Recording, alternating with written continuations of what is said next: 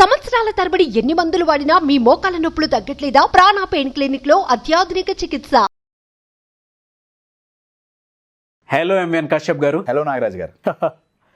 లైఫ్లో ప్రతి ఒక్కరికి అండి, అంటే రిలేషన్షిప్ పోయి చూసుకున్నా కూడా పేరెంట్స్కి పిల్లలకి మధ్య అండ్ భార్యకి భర్తకి మధ్య, ఇద్దరు ఫ్రెండ్స్ మధ్య, ఇద్దరు పార్ట్నర్స్ మధ్య అండ్ లవర్స్ మధ్య, బాస్కి ఎంప్లాయీస్కి మధ్య, ఇద్దరు ఎంప్లాయీస్కి మధ్య గిల్ట్ అనేది ఒకటి ఉంటుంది.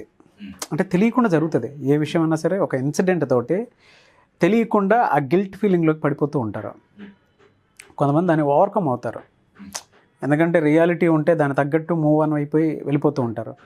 బట్ కొన్నిసార్లు అది ఓవర్కమ్ అవ్వలేక, అటు నిజమో చెప్పలేక, ఓవర్కమ్ అవ్వలేక ఒక చోటే ఆగిపోయి ఉంటారు. ఈవెన్ ఆ రిలేషన్షిప్ని కూడా ఎక్కువ రోజులు కంటిన్యూ చేయకుండా ఆగిపోతూ ఉంటారు.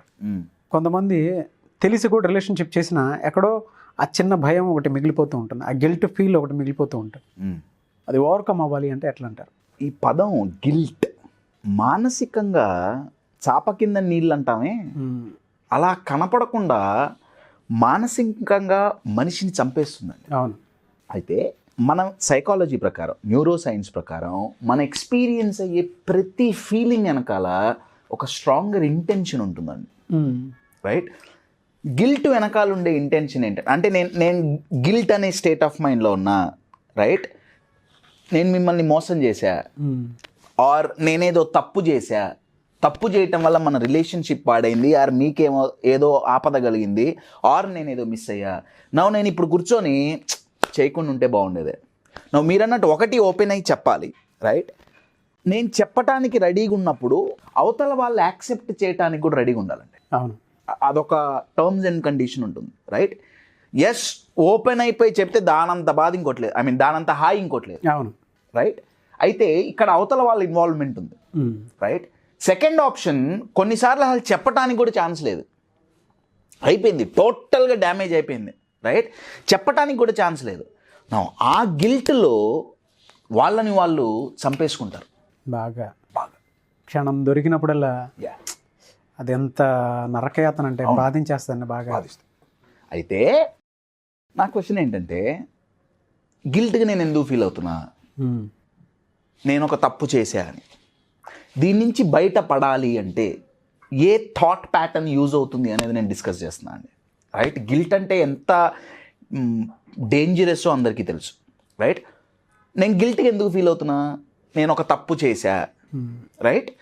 నా క్వశ్చన్ ఏంటంటే, ఇవే ఇంకో 10 తప్పులు జరుగుంటే పరిస్థితి ఏమవుతుంది? ఒకసారి ఆలోచించండి. ఇంకేముందండి, మొత్తం అయిపోయినట్టుగా, కొలాప్స్. ఇంకా రైట్? తప్పుల మీద తప్పులు, తప్పుల మీద తప్పులు, తప్పుల మీద తప్పులు అంటే తప్పుల మీద తప్పులు, ఒకదానిపైన ఒకటి పైలపోతుంది, ప్రతిసారి గిల్ట్ పెరుగుతుంది, రైట్? ఆ 10 తప్పులు జరగకుండా మీరు చేసిన ఈ ఒక్క తప్పు మిమ్మల్ని ఆపుతోంది అని నేను అంటున్నా. మీరు ఇప్పుడు ఎందుకు బాధపడుతున్నారు? అయ్యో నేను చేశానే, అప్పుడు ఏదో తెలియక చేసేసా. మీరు తప్పు చేస్తూ ఉండండి అని నేను మాట్లాడట్లేదండి, అర్థంతో తీసుకోవద్దు. ఎందుకంటే గిల్ట్తో ఉంటే అది రోజు మనకు మనం ఇచ్చుకునే స్లో పాయిజన్ అండి, అది చంపేస్తుంది, చాలా భారంగా ఉంటుంది, రైట్? నేనే ఉన్నా అంటే, నాతో నేను కంఫర్టబుల్గా లేనప్పుడు నేను ఇంకెవ్వరితోనూ కంఫర్టబుల్గా ఉండలేను. తప్పు జరిగింది, నేను కాదనట్లా. ఎవరైతే గిల్ట్తో బాధపడుతున్నారో యాక్చువల్గా వాళ్ళ వాల్యూస్ చాలా హై లెవెల్లో ఉన్నాయని అర్థం అండి. లేకపోతే వాళ్ళు బాధపడరు, చేసా ఏంటి అక్కడ, నేను నాగరాజుని మోసం చేశా అని నేను నాకు అవతల వాడిని నాగరాజుని మోసం చేయకూడదు అన్న వాల్యూ నాకు లేదనుకోండి, ఇమీడియట్గా ఏం చెప్తుందంటే, నాగరాజు ఎవరిని మోసం చేసి ఉండడా, తొక్కలే, ఏం కాదులే. ఎగ్జాక్ట్లీ అండి, ఫీల్ కదా. అవును కదా. అంత సింపుల్గా సిల్లీగా తీసుకున్నటువంటి వాళ్ళు కూడా ఉంటారు. అంటే అవతల వైపు ఉన్నోడికి వాల్యూ ఇవ్వరు, ఇతరికి వాల్యూ లేదు. సో ఫస్ట్ పాజిటివ్ లెర్నింగ్ ఏంటంటే, ఎవరైతే గిల్ట్తో బాధపడుతున్నారో మీకు చాలా హై లెవెల్లో వాల్యూస్ ఉన్నాయని అర్థం అండి, రైట్? అది ప్రూవ్ చేసుకోవడానికి కంటిన్యూస్గా గిల్ట్గా బాధ ఉంచుకోకండి. గిల్ట్లోంచి బయటపడాలి అంటే అద్భుతమైన మార్గం ఏంటంటే, అదే తప్పు ఇంకొక 10 మందితో లేదా 10 సార్లు జరుగుంటే మీ జీవితం ఏమై ఉండేది ఒకసారి ఆలోచించండి. చాలా చాలా చికాగ్గా ఉండేది, రైట్? అదంతా జరగకుండా ఉండటానికి ఏం ఆపుతోంది? మీరు చేసిన తప్పు నుంచి మీరు నేర్చుకున్న లెసన్ మిమ్మల్ని ఆపుతోంది. ఇది ఎప్పుడైతే మైండ్లో పడుతుందో అప్పుడు గిల్ట్గా ఫీల్ అయ్యే అవసరం ఉండదు. Number 1. Number 2, second way to come out of guilt, ప్రతి ఒక్కళ్ళని సంతోషపరచటం కుదరదు. యూజువల్గా గిల్ట్గా ఫీల్ అయ్యే వాళ్ళ మైండ్ ప్యాటర్న్ ఏంటంటే ప్రతి ఒక్కళ్ళని సంతోషపరచాలి. అయ్యో నేను వాళ్ళని హర్ట్ చేశానే, దేవుడికి కూడా సాధ్యం కాదండి అది. అంటే ధర్మంగా చూసుకున్నా కూడా బ్యాలెన్స్ ఇది ఉందనుకోండి, దాన్ని ఏమంటారంటే త్రాసు ఉందనుకోండి, బ్యాలెన్స్ చేయడం అంటే ఎంతసేపు అని చేస్తాం. ఏదో తక్కిడి ఎటే పని ఉండాలి, అటే పని ఉండదు. పడుతుంది. వండర్ఫుల్. మీరు అది అన్నారు కాబట్టి స్క్రీన్ మీద ఒక పిక్చర్ కనపడుతుంది. Just look at it, right? నా బ్యాలెన్స్ ఉంది, ఆ తక్కెడ ఆ త్రాసు ఉంది, కొలమానం. ఒకవైపు ఒక పర్సన్ కూర్చొని ఉన్నాడు. ఆ పర్సన్ కాలుకు ఒక చైన్ కట్టుంది, ఆ చైన్కి ఒక పెద్ద బాల్ ఉంది, అది ఇంకొక వైపు బ్యాలెన్స్లో పెట్టాం. నా యూజువల్గా బరువు ఉన్నది కిందకు జారుతుంది, బరువు లేనిది పైకి. నా గిల్ట్ మైండ్ స్టేట్ ఆఫ్ మైండ్లో ఉన్న వాళ్ళు ఏంటంటే వాళ్ళు చేసిన తప్పుకి ఎక్కువ ప్రాధాన్యత ఇస్తారు. తప్పు నుంచి ఏం నేర్చుకున్నాం అనే దానికి ప్రాధాన్యత ఇవ్వట్ల. అయ్యో తప్పు చేసామా, అయ్యో తప్పు చేసామా, అయ్యో తప్పు చేసామా. ఓకే, తప్పు చేశారు, యువర్ గెటింగ్ ఇట్. ఇవాళ కనుక మీరు ఇది చెయ్యకుండా దీని నుంచి ఏం నేర్చుకోకుండా ఉంటే ఫ్యూచర్లో ఎన్ని తప్పులు అయితే చాలా అయితే మిస్టేక్స్ మీద మిస్టేక్స్. అందరినీ సంతోష పెట్టడం కుదరదు. ఇది ఎప్పుడైతే మైండ్లో పడుతుందో 70% గిల్ట్ బయటకు వచ్చేస్తుందండి. నంబర్ 1. నంబర్ 2, అంటే అందరినీ హర్ట్ చేస్తూ పోవాలా? కాదండి. నేను ఒక్కసారి నా వాల్యూ సిస్టంలో నుంచి నేను బయటకు వచ్చి నేను ఒక తప్పు చేశా, మీరు బాధపడుతున్నారు, ఇంకొకసారి ఇది జరగకుండా ఉండాలంటే నేను ఏ జాగ్రత్త తీసుకోవాలి? అది గనక నేర్చుకున్నావా మళ్ళెప్పుడు ఆ తప్పు జరగదు. మళ్ళెప్పుడు మిమ్మల్ని మీరు తక్కువ చేసి మీరు చూసుకోరు. అవతల వాళ్ళని హర్ట్ చేసామని మీరు గిల్ట్ ఫీల్ అవుతుంటే మరి మిమ్మల్ని మీరు హర్ట్ చేసుకుంటుంటే అది ఓకేనా? మళ్ళీ ఇది ఆలోచించి మళ్ళీ 2 సంవత్సరాల తర్వాత మళ్ళీ గిల్ట్ ఫీల్ అవుతారేమో. డిప్రెషన్ అండి, అదే డిప్రెషన్ మోడ్లోకి వెళ్ళిపోతుంది. అది టోటల్ స్పైరల్, మళ్ళీ అది ఇంకో సైకిల్ కిందకి వెళ్ళిపోతాం. అవును, ఇంకొక సైకిల్ కిందకి వెళ్ళిపోతాం. గిల్ట్ రెప్లికా వెళ్తూనే ఉంటుంది. అవును. ఇందాక చూసిన పిక్చర్, మీకు స్క్రీన్ మీద చూసిన పిక్చర్కి సొల్యూషన్ ఏంటంటే ఎప్పుడైతే ఆ చైన్ కట్ అయిపోతుందో, మీరు ఫోటో చూస్తున్నారు కదండి, ఒకవైపు ఇది ఉందో ఒకవైపు ఇది ఉంది, రైట్? ఎప్పుడైతే దీని బరువు తగ్గుతుందో, మనం ఎప్పుడైతే తేలికవుతామో అప్పుడు హ్యాపీగా ఉంటాం. Your getting it? రెండిటిని బ్యాలెన్స్, ఎప్పుడు మీరు అన్నట్టు రెండిటిని బ్యాలెన్స్ చేసి ఉండటం కుదరదు. Your getting it? తప్పులు జరుగుతాయి, నో డౌట్. నేను కాన్షియస్గా తప్పులు చేయండి అనట్లా, కానీ కాన్షియస్గా చేసిన తప్పు నుంచి నేర్చుకోండి అని చెప్తున్నా. ట్రూ. అబ్సల్యూట్లీ.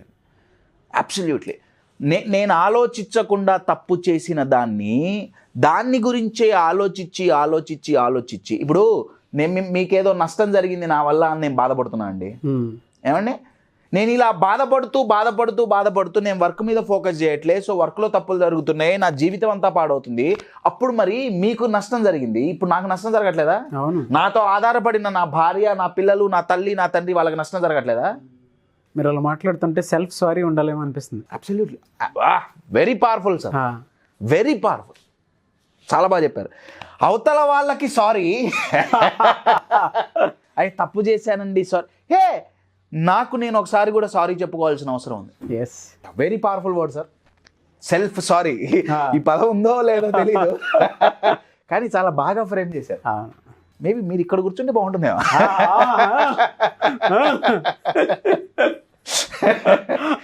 చాలా, ఎందుకంటే అండి ఈ గిల్ట్ ద్వారా ఏమవుతుందంటే మనల్ని మనం చంపేసుకుంటాం మానసికంగా. బాగా అన్నారు.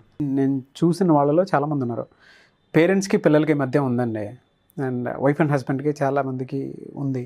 ఎందుకంటే పర్సనల్ రీజన్స్ తోటి నా హస్బెండ్కి ఇది చెప్తే, నా అంతరాత్మ ఇది అని ఓపెన్ అయిపోయి ఇది చెప్తే వేరేలా తీసుకుంటాడేమో, మా నాన్నకి నేను ఇది చెప్తే ఏ లెవెల్లో తీసుకుంటారేమో నా ఫ్రెండ్కి నేను ఇది చెప్తే, నేను ఇది చేశాను వాడి విషయంలో, ఇది చెప్తే ఎలా తీసుకుంటాడో, బిజినెస్ పార్ట్నర్స్ మధ్య విషయంలో వాడి తెలియకుండా నేను ఈ పర్సంటేజ్ విషయంలో ఇలా చేశాను, ఇది తెలిస్తే ఎలా రియాక్ట్ అవుతాడో. దానితో పాటు యంగ్స్టర్స్ ముఖ్యంగా కొంతమంది లవర్స్ ఉంటారు, వాళ్ళ మధ్య కూడా ఇది ఉంటుంది.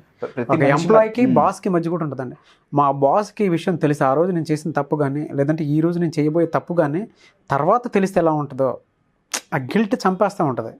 లేదా ఇద్దరు ఎంప్లాయీస్ ఒకే చోట కూర్చొని వర్క్ చేస్తూ ఉంటారు, తెలియకుండా ఫ్రెండ్షిప్ ఏర్పడినా సరే ఖచ్చితంగా చేస్తారు. ప్రతి ఒక్కరికి కనెక్ట్ అయ్యేదండి అది. అవునండి, ఖచ్చితంగా ఉంటుంది. ఇన్ షార్ట్, ఒకటి నాగరాజు గారు అన్నట్టు మీరు ఓపెన్ అయ్యి అవతల వాళ్ళకి మీరు చేసింది చెబితే రిపర్కర్షన్స్ ఎక్కువ ఉండవు, చెప్పటానికి ఛాన్స్ ఉంది, అవతల వాళ్ళు రిసీవ్ చేసుకోగలరు అని నమ్మితే ఓపెన్ అయ్యి చెప్పండి, no problem, fantastic, that is the best solution. లేదు అసలు మేబీ ఆ వ్యక్తులు కూడా ఇప్పుడు లేరు, సో మీరు ఇంకా గిల్ట్ ఫీల్ అవుతున్నారు, సెకండ్ ఆప్షన్, హౌ మీరు ఫ్యూచర్లో ఇది జరగకుండా మళ్ళీ ఇట్లాంటిది రిపీట్ కాకుండా ఉండటానికి మీకు మీరు చేసిన ఒక తప్పు మీకు ఉపయోగపడుతుంది, దాని నుంచి కనుక నేర్చుకుంటే, ఇది ఎప్పుడైతే ఈ ఫ్రేమ్ పర్స్పెక్టివ్లో ఎప్పుడైతే గిల్ట్ని మీరు చూస్తారో అది మీ మీద భారంగా ఉండదు. ఎస్, ఒక్కసారి అలా దింపేశారు ఆ త్రాసులో. Thank you so much MVN Kashyap గారు. Thank you.